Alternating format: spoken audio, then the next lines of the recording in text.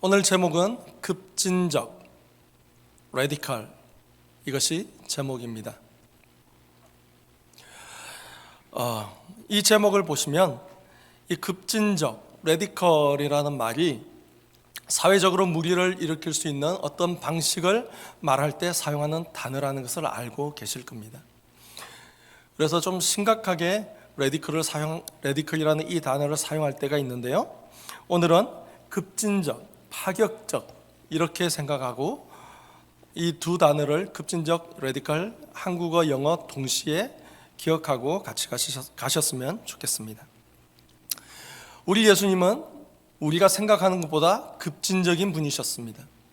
우리가 일반적으로 생각할 때 예수님께서 온화하시고 부드러우시고 포용하시고 품으시고 하시기 때문에 모든 것을 잘 유화스럽게 처리하셨으리라 생각하는 경우가 참 많습니다. 그러나 우리 예수님께서 실제로 성경 속에서 보이셨던 모습은 상당히 급진적이십니다. 굉장히 파격적이세요. 오늘 그것을 알아보기를 원합니다. 예수님께서는 특히 사람들에게 굉장히 파격적인 환대를 보이셨습니다. 어린아이들도 다 받아들이시고요. 그런 모습들을 볼 때 예수님이 얼마나 파격적이었는지 볼 수가 있습니다. 특히 식사 자리에서 예수님은 파격적인 모습을 많이 보이셨어요. 유대인들 중에서 내노라는 사람들과 모여서 식사를 하신 것이 아니라 세리나 창녀들, 병자들, 그리고 가난한 사람들, 특히 세리들은 그 당시 죄인이라고 부를 정도의 사람들이고 유대인들이 기피하던 사람들인데도 예수님은 이 사람들과 함께 식사를 하셨습니다. 그래서 다른 사람들은 이런 예수님을 두고 매일 가난한 사람들과 죄인들과 어울려서 잔치나 벌이고 술이나 마시는 술주정뱅이라고 말할 정도였어요. 일단 이것만 봐도 상당히 파격적이시죠?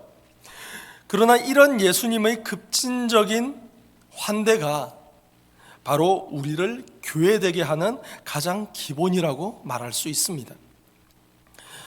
우리가 이 자리에 있을 수 있는 것은 바로 예수님의 환대가 있었기 때문입니다.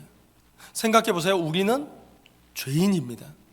우리는 유대인이 아닌 이방인입니다. 그래서 우리는 사실 이 교회에 들어올 수 없는 존재들이었어요. 구약에 따르면. 그러나 예수님께서 우리를 환대하심으로, 예수님께서 우리를 받아주심으로, 우리를 사랑하심으로 우리가 지금 이곳에 있는 것입니다. 주님께서 우리를 오늘 이 시간 이곳으로 부르신 것이에요. 이런 예수님의 급진적인 환대는 율법을 지키는 사람들에겐 눈의 가시처럼 보였을 것입니다. 공격의 대상이 될 수밖에 없었던 것이죠. 예수님의 급진적인 환대는 늘 율법을 어기는 것처럼 보였기 때문입니다. 예를 들면 안식일에 일을 하면 안 되는데 예수님께서는 안식일에 병자들을 고치셨어요. 제자들은 밀 이상을 잘라서 손으로 비벼서 먹었습니다. 또 시체를 만지거나 부정한 것을 만지면 자신이 부정해져서 그 부정해진 것을 정화하기 위해서 외딴 곳에서 오랫동안 홀로 있었어야 하는 그 율법이 있었음에도 불구하고 예수님은 나병 환자를 손으로 만지셨어요. 나인성 과부의 아들을 살리실 때도 죽은 자의 그 관을 만지면 안 되는데 관을 만지시고 살리셨어요. 또 죽은 회당장 야이로의 딸을 살리실 때도 그 딸의 손을 잡으셨어요. 그리고 그 끝에는 무엇입니까? 나병 환자가 낫고요, 죽은 자들이 살아났습니다. 파격적인 것이었어요. 굉장히 놀라운 일이었습니다. 예수님은 우리를 구원하러 오셨는데 어떻게 그 당시 문화와 이렇게 충돌하는 행동을 하셨을까요? 또 왜 제자들에게 그렇게 하도록 가르치셨을까요? 왜냐하면 그것이 바로 회복의 길이었기 때문입니다. 그동안 하나님께서 창조 때부터 우리에게 서로 사랑하고 또 서로 사랑으로 공동체를 이루라고 명령하셨습니다.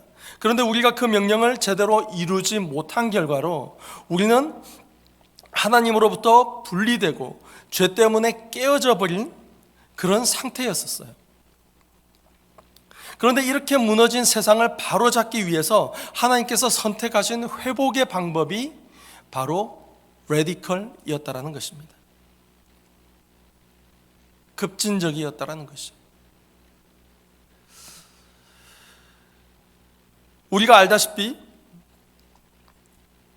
하나님께서 다스리시는 나라에는 의인들만 갈 수 있습니다. 하나님께서 선택하신 사람들만 갈 수 있어요.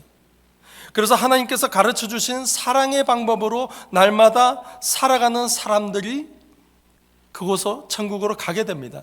그리고 이 땅에서도 그런 사람들이 모인 곳을 교회라고 그래요. 그런데 사실 우리를 속을 들여다보면 그렇지 않지 않습니까? 하나님 나라의 법대로 살고 계신가요? 하나님의 법대로 살아가기로 노력하십니까? 우리는 알다시피 아담의 죄로 인해서 철저하게 죄인이 되었습니다. 그 때문에 하나님의 나라는 깨어져 버렸고, 그 깨진 하나님의 나라를 다시 세우기 위해서 아들 예수님을 이 땅에 보내시고 십자가를 지게 만드셨어요. 뿐만 아니라 다시 부활시킴으로써 죽음을 극복하게 이기게 하셨습니다. 그리고 이 땅에 예수님과 같은 방식으로 삶을 살아갈 수 있도록 공동체를 세우게 하셨는데, 그것이 바로 교회입니다. 이 교회를 통해서 온 세상을 그렇게 하나님 나라로 회복시키려고 하신 것이에요. 그래서 교회는 이 세상과는 전혀 다른 방식으로 살아가는 사람들, 그런 사람들의 모임이 되어야 하는 것입니다. 우리 교회가 그런 교회가 되기를 원합니다. 우리가 사복음서라고 부르는 마태, 마가, 누가, 요한복음이 있습니다. 이 네 권의 복음서에는 끊임없이 얘기하고 있는 것이 바로 하나님의 나라입니다. 많은 이야기들이 있고 많은 것들이 있지만 그것들을 통틀어서 보면 예수님께서 계속해서 강조하시는 것은 바로 하나님의 나라였어요. 지금까지 우리는 이 복음서들을 볼 때 주로 칭의적인 관점에서 많이 보아왔습니다. 우리는 십자가를 통한 칭의론적인 관점, 즉 십자가의 죄사함을 통해서 우리가 의롭게 되고, 우리가 의롭게 된 사람들은 죽어서 천국에 간다. 그래서 우리가 그 사실들을 믿으면, 십자가 죄사함 의롭게 됨을 믿으면 우리가 천국에 가서 의롭게 되는 이것이 바로 구원이라는 것을 칭의론적인 관점으로 보고 있는 거거든요. 이게 그런데 교회의 목적이 되어버리고 말았다라는 것입니다. 그러다 보니까 지금까지 사람들을 어떻게 쓰든 교회로만 데려오고 교회 안에만 채우면 되는 것으로 우리는 쉽게 생각해 왔었습니다. 교회가 가득 차게 하는 데만 집중하고요. 그래서 교인 수가 많으면 교회가 힘을 얻고, 그 교회 담임 목사님은 다른 목사님들보다 우위에 있는 것처럼 그런 모습들을 많이 보여왔었어요. 그런데 그게 아니라는 겁니다. 칭의론적인 관점은 하나님과 나 자신과의 관점이고요. 교회는 그렇지 않더라는 거죠. 그러다 보니까 우리가 교회를 통해서 잘못된 관점을 가지고 있다 보니까 예수를 믿기는 하는데 우리의 삶은 전혀 바뀌지 않습니다. 성품도 바뀌지 않고 어쩌면 세상 사람들과 똑같은 모습으로 신앙생활을 하고 있는 것을 발견할 수가 있게 돼요. 똑같은 세상의 힘의 원리에 따라서 우리가 우리의 삶을 살아내는 것을 볼 수가 있습니다. 그래서 정말 어디 교회 교인 요 타이틀 하나만 다를 뿐 나머지는 똑같은 것을 우리는 얼마나 많이 경험하고 있습니까? 그러다 보니까 결과적으로 세상은 더 이상 이 교회를 그리스도를 닮은 사람들의 모임으로 보지 않게 되었습니다. 그런데 세상 사람들뿐만 아니라 우리 스스로도 그렇게 되기를 기대조차 하지 않는 것입니다.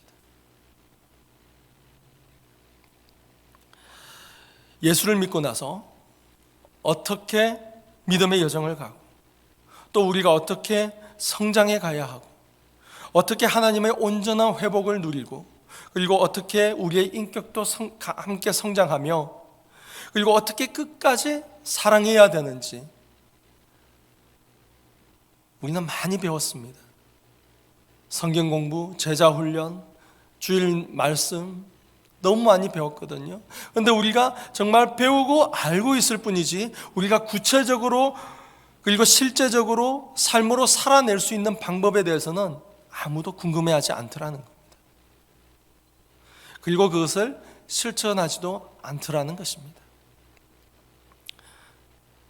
하나님의 나라를 십자가와 연결하지 못했고 예배를 환대와 화해와 하나됨으로 연결하지 못했습니다.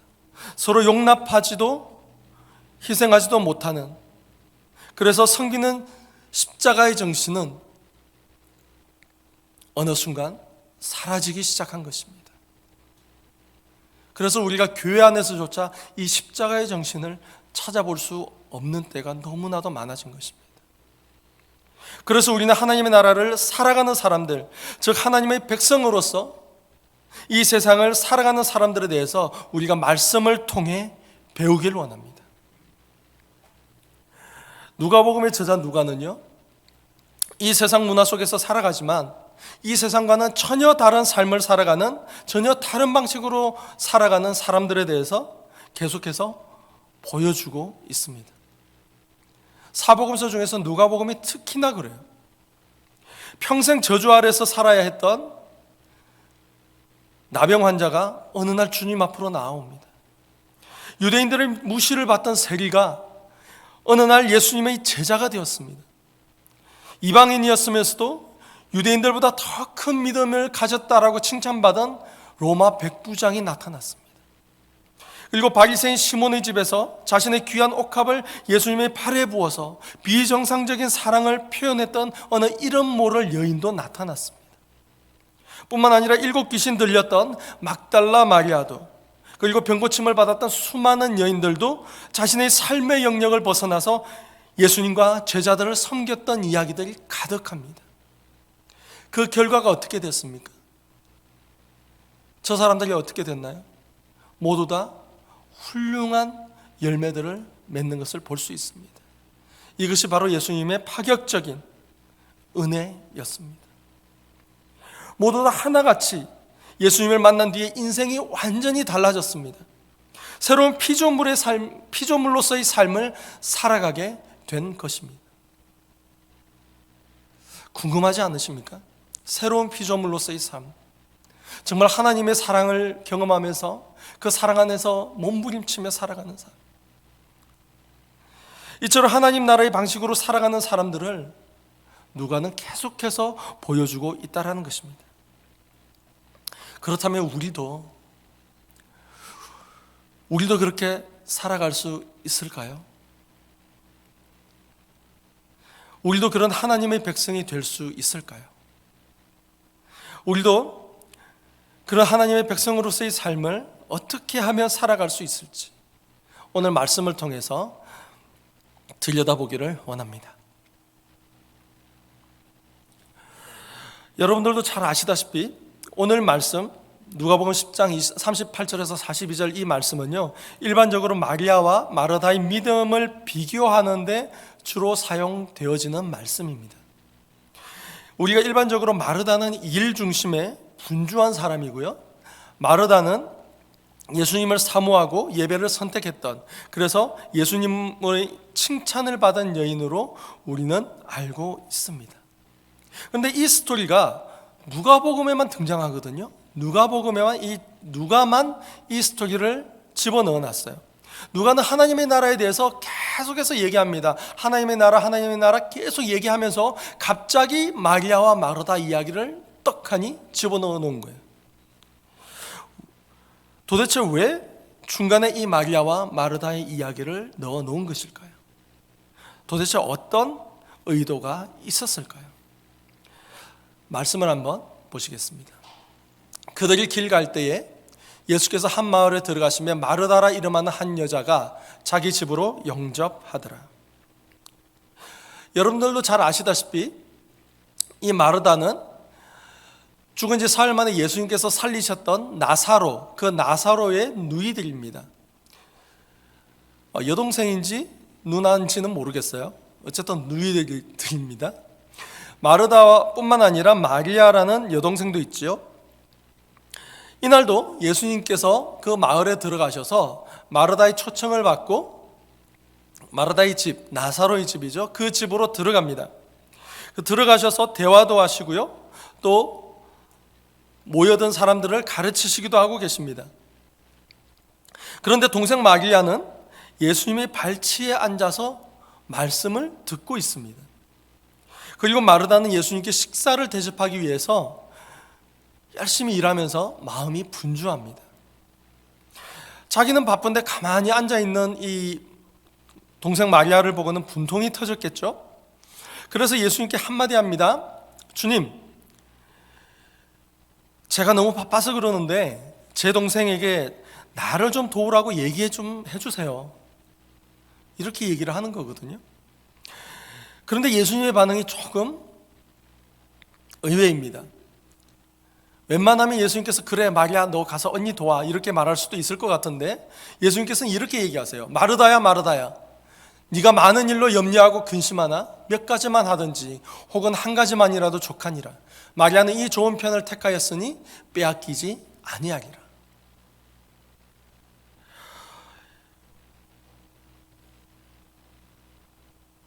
이 말은 안 보낼 거라는 말이죠. 마르다는 마리아를 보내주기를 요청했는데 예수님께서는 한마디로 너 해버리신 거예요. 아니, 안 보낼 거야. 마리아는 더 좋은 걸 선택했어. 이렇게 말씀하고 계신 거예요. 이 본문에서 보면 마르다가 얼마나 분주하게 움직였는지 예수님께서는 마르다를 2번에 걸쳐서 부르고 계십니다. 그리고 마르다의 지금 상태를 말씀하시는데요, 많은 일로 염려하고 근심한다라고 말하고 있습니다. 마르다는 자기가 예수님을 초청했잖아요. 그죠? 그 마을에 들어오신 예수님과 그 일행들을 자기가 초청했잖아요. 여러분들이 손님을 초청하면 어떻게 합니까? 맛있는 음식과 편히 쉴 수 있는 장소를 제공하겠죠. 전 세계 어딜 가도 아마 비슷할 거예요. 마르다는 자기가 예수님을 초청했기 때문에 최선을 다해서 음식을 대접해 드리려고 했을 겁니다. 이건 나쁜 게 아니죠. 좋은 겁니다. 정말 좋은 마음이고 귀한 섬김의 마음입니다. 그런데 문제는 거기에만 너무 집중한 나머지 더 중요한 것, 주님의 말씀을 놓치고 있더라는 것입니다. 여기서 예수님께서 하신 말씀, 몇 가지만 하든지 혹은 한 가지만이라도 족하니라, 이 부분에 대해서 많은 분들이 해석을 하시고 주석을 달아 놓으셨는데요, 그 중에서 제가 개인적으로 제일 좋아하는 주석은 이렇습니다. 마르다야, 그렇게 나를 대접하려는 마음은 내가 충분히 이해가 되는데 여기 있는 몇 가지 음식만으로도 나는 정말 기쁘고 충분해, 만족해. 그리고 무엇보다 한 가지, 나와 함께 교제하는 것으로도 얼마나 즐거운지 모르겠다. 마리아는 그렇게 생각해서 여기에 앉아 있는 거니까 뭐라고 하지 마. 어떠세요? 이렇게 주석이 되어 있었거든요. 이 주석대로라면 예수님은 음식을 장만하고 있는 마르다를 잘못했다라고 말씀하시는 것도 아니고요, 마리아처럼 앉으라고 말씀하시는 것도 아니라는 것을 알 수 있습니다.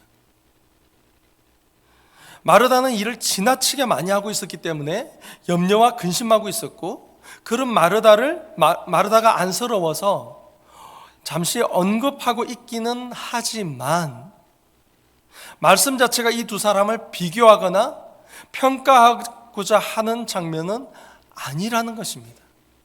그래서 그동안 우리가 알아왔던 마르다는 일 중심적이어서 잘못됐고 마리아는 말씀을 선택했으니까 오라가 아니라는 거예요. 적어도 누가는 그렇게 생각하지 않았던 것 같습니다. 누가는 음식을 만드는 것이 덜 영적이고 말씀을 듣는 것이 더 영적이라고 예수님께서 말씀하셨다라고는 생각하지 않는 거라는 거예요. 왜냐하면 그 당시 문화를 보면은 이렇게 누가가 생각하는 것을, 그 이유를 알 수가 있습니다. 다른 각도로 우리가 한번 다시 말씀을 보기를 원합니다. 먼저 마리아가 앉아있는 이 장소입니다. 여러분들 집에 손님이 오면 제일 먼저 어디에 모시나요? 화장실로 모시나요? 그러진 않죠. 그래도 소파가 있고 좀 편하게 앉을 수 있는 거실에 모시죠. 유대 문화에서 거실은 손님이 오셨을 때 주로 남자들이 모여서 앉아있는 장소였습니다.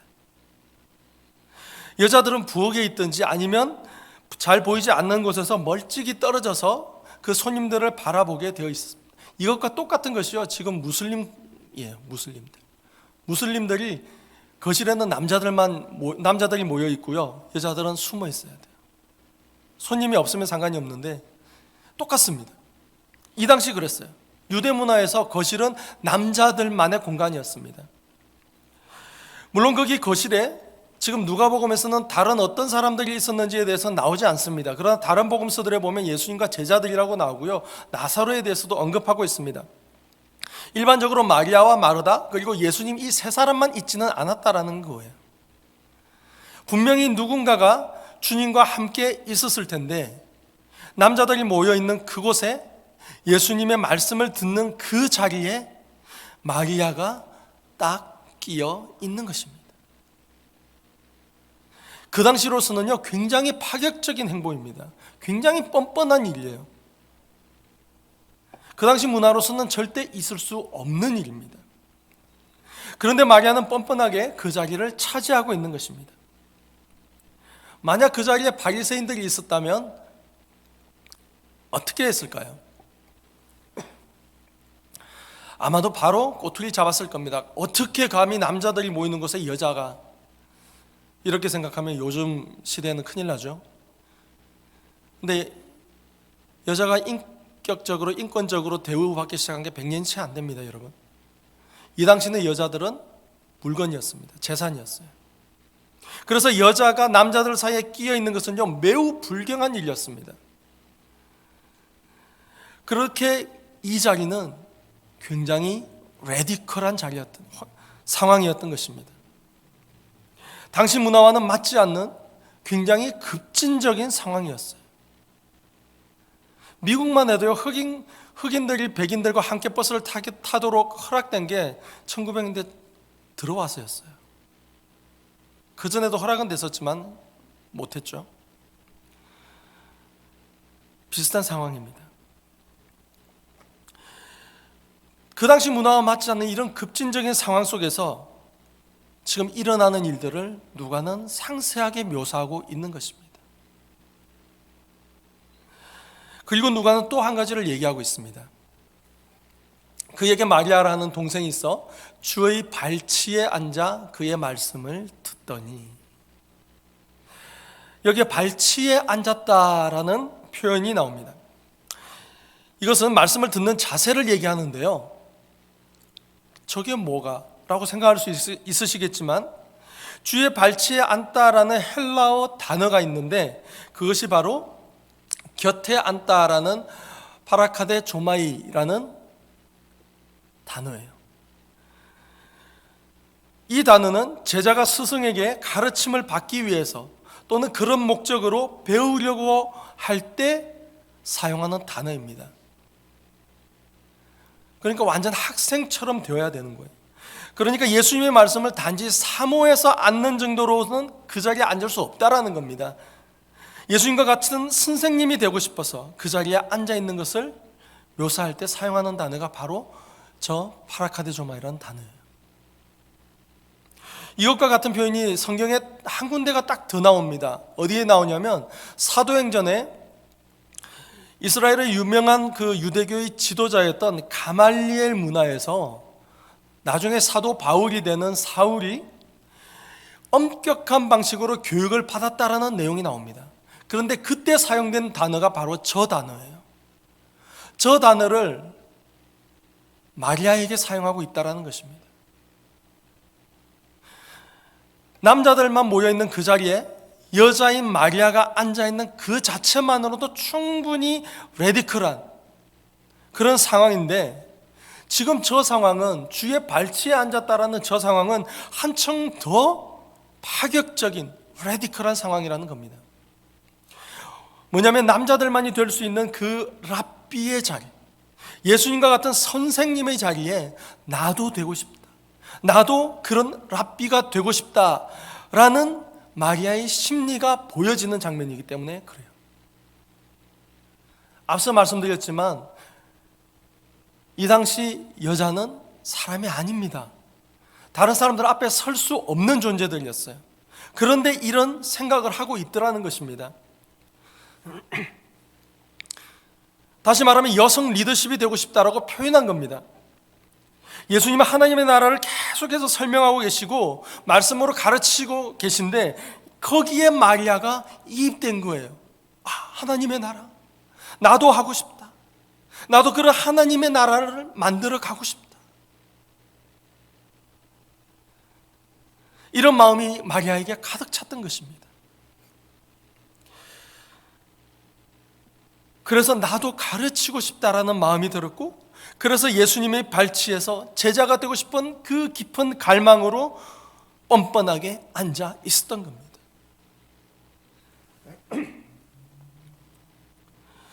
이런 상황이 예수님 당시에 얼마나 레디컬한 것이었는지, 얼마나 급진적인 것이었는지 오늘을 사는 우리는 잘 이해하기 힘들지도 모르겠어요.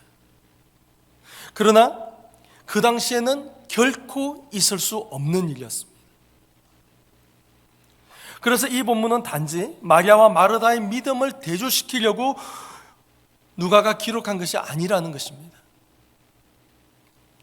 여기에는 예수님의 차별 없는 환대, 남자든 여자든 상관없이 배우기를 원하고 하나님 나라를 사모하는 모든 사람들에게 베푸시는 예수님의 차별 없는 환대가 다시 한번 드러나는 현장인 것이에요.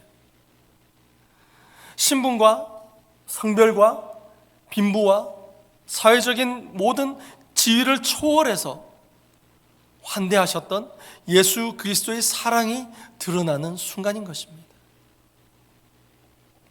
그리고 그 사랑과 환대를 경험했던 마리아가 이제 사고를 치게 되는 거예요.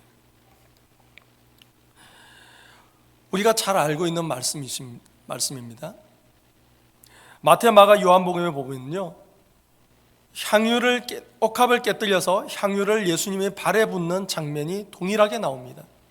누가복음에는 상황도 다르고 환경도 다르고요, 그리고 예수님의 머리에다가 기름을 부어요. 그래서 대부분 누가복음에 나오는 향유 옥합을 깨뜨린 여자는 다른 여인이라고 생각하고 주로 이해되고 있습니다. 그래서 마태, 마가, 요한복음에는 공통적으로 이 옥합을 깨뜨린 여인이 마리아에 대해서 나오고 있는데요, 요한복음 12장 1절부터 3절까지 말씀을 보면 이 상황에 대해서 잘 설명해 주고 있습니다. 6월절 엿새 전에, 6월절 날 예수님께서 돌아가셨습니다. 그죠? 6월절 어린 양으로 돌아가셨어요. 그러니까 예수님께서 죽으시기 6일 전에 지금 이 상황이 일어난 것입니다. 예수님께서 베다니에 이르시니 예수께서 죽은 자 가운데서 살리신 나사로 있는 곳이라, 나사로의 집인 것이죠. 거기서 예수님을 위해서 잔치가 일어났고요, 마르다는 여기서도 일을 하고 있습니다. 그리고 나사로는 예수님과 함께 있었어요. 그때 마리아는 지극히 비싼 향유 곧 순전한 나드 한 근을 가져다가 예수님의 발에 붓고 자기 머리털로 그 발을 닦으니 향유 냄새가 온 집에 가득하더라.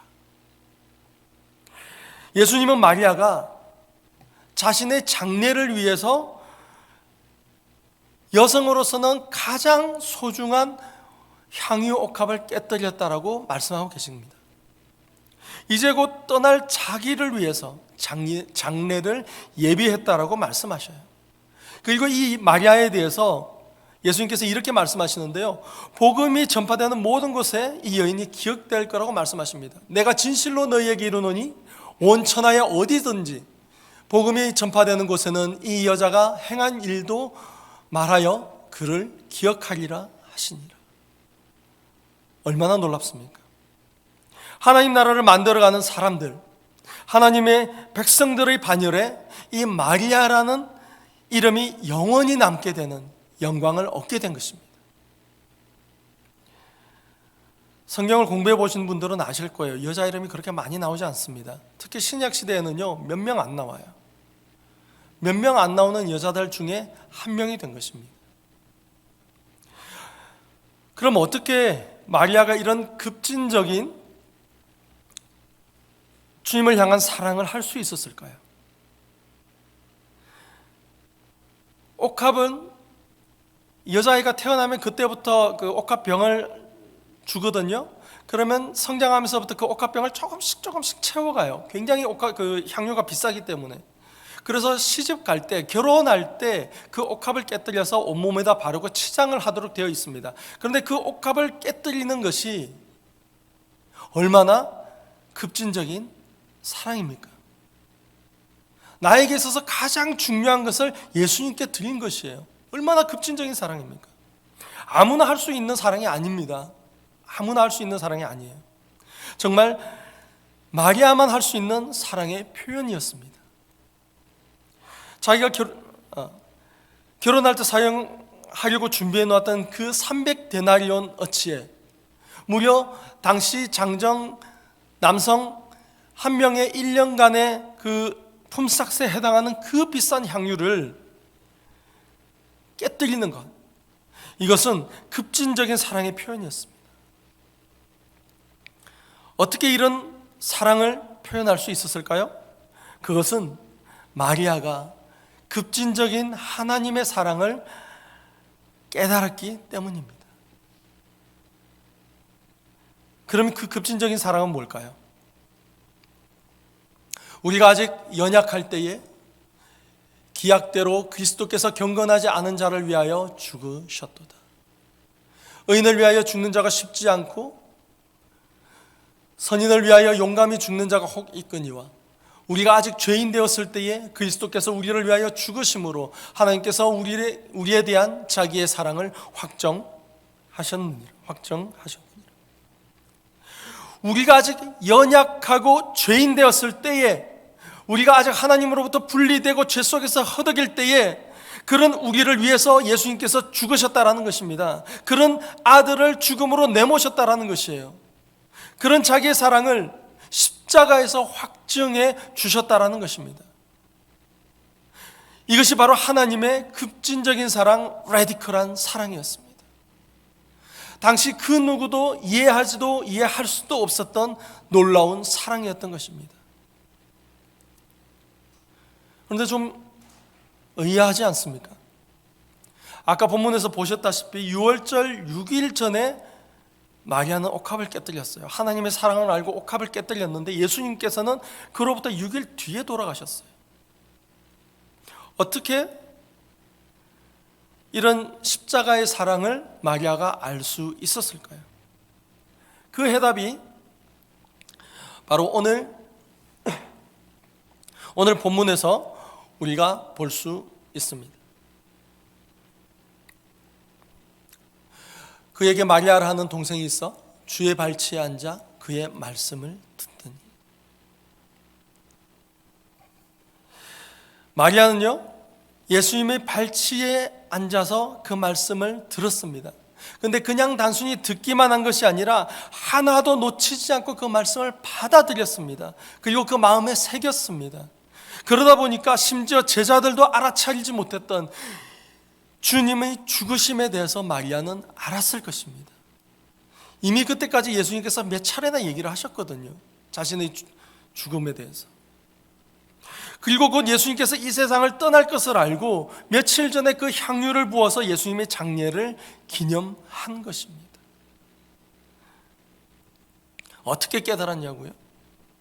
예수님의 발치에서 정말 예수님의 제자가 되고 싶은 마음에 그 사회적인 통념까지 무너뜨려 가면서 어떻게 보면 정말 뻔뻔하게 그 자리를 차지하고 있었던 그 마리아의 믿음과 사랑이 바로 예수님의 십자가의 사랑을 깨닫게 한 것입니다. 우리에게도 그런 사랑과 믿음이 있었으면 좋겠어요.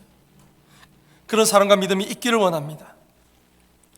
하나님이 세상을 이처럼 사랑하사 독생자를 주셨으니 이는 그를 믿는 자마다 멸망하지 않고 영생을 얻게 하려 하심이라. 우리가 너무나 잘 아는 말씀이죠. 하나님께서 이 세상을 너무너무 사랑하셔서 하나뿐인 아들 독생자를 주셨습니다. 하나님의 이 뜨거운 사랑을, 이 급진적인 사랑을 경험했던 마리아는요, 나중에 사도 요한이 요한 1서에서 고백했던 그 말씀을 미리 알고 깨닫고 있었어요. 그가 우리를 위하여 목숨을 버리셨으니 우리가 이로써 사랑을 알고, 그가 우리를 위하여 목숨을 버리셨으니 우리가 이 목숨을 버린 사건을 통하여서 우리는 그 사랑을 아는데, 마리아는 이미 일주일 전에 알았다라는 겁니다. 예수님의 발치에서.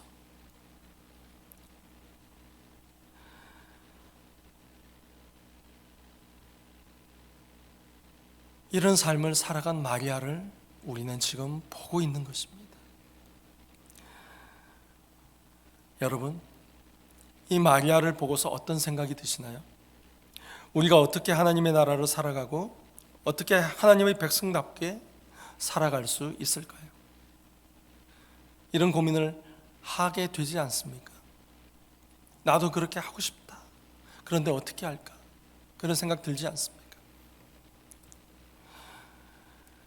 우리가 정말 아프고 괴롭더라도요, 우리 내면을 직시하고 들여다 보아야 합니다. 하덕교 집사님의 말처럼 정말 내 속에 내가 너무도 많아서 우리는 그 나라는 존재에 가려서 하나님을 바라보지 못하고 있습니다. 우리가 앉을 곳은 내 안에 그 자리가 아니라 예수님의 발치입니다.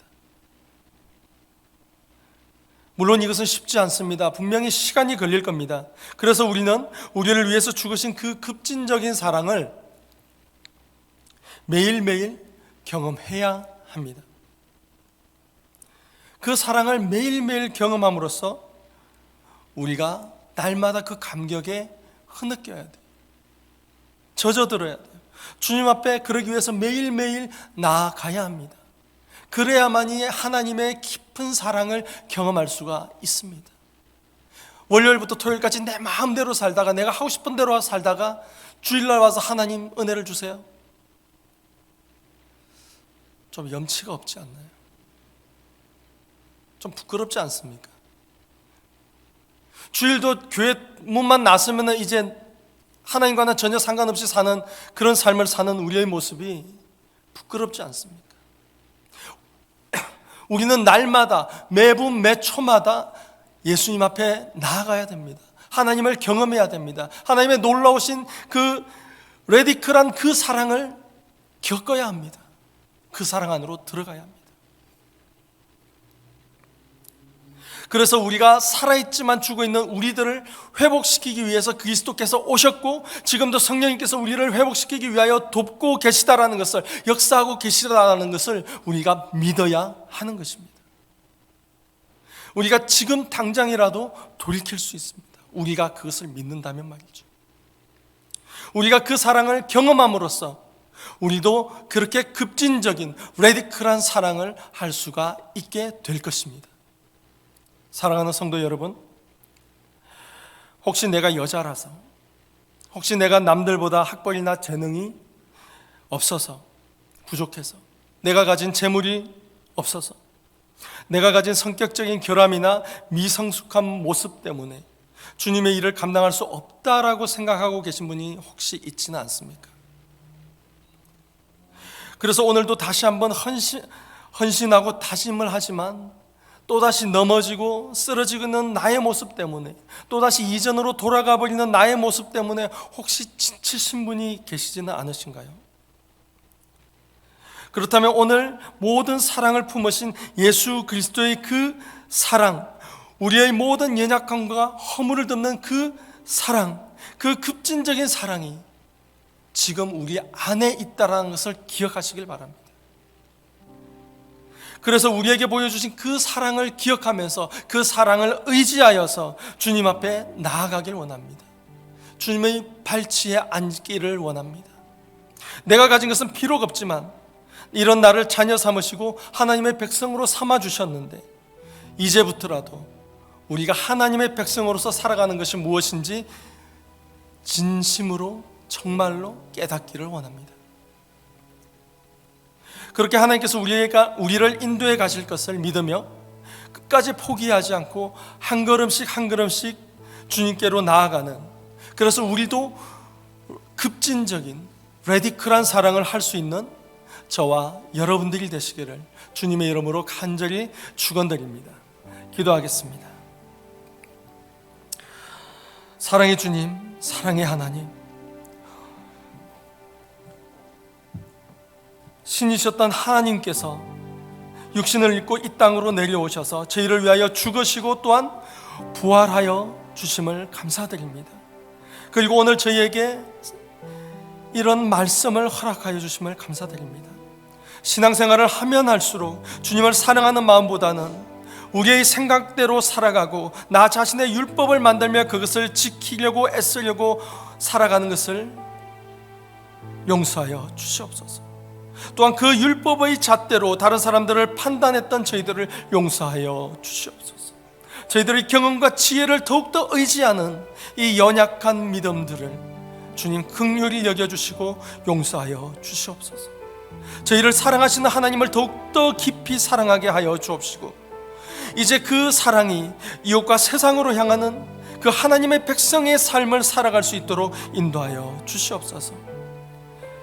저희는 또 연약해서 결단을 지키기 힘들지만 사랑하는 공동체의 각 지체들을 통해서 서로 일으키고 서로 세워갈 수 있도록 주님 저희 공동체에 함께하여 주시옵소서. 예수님의 이름으로 기도드립니다.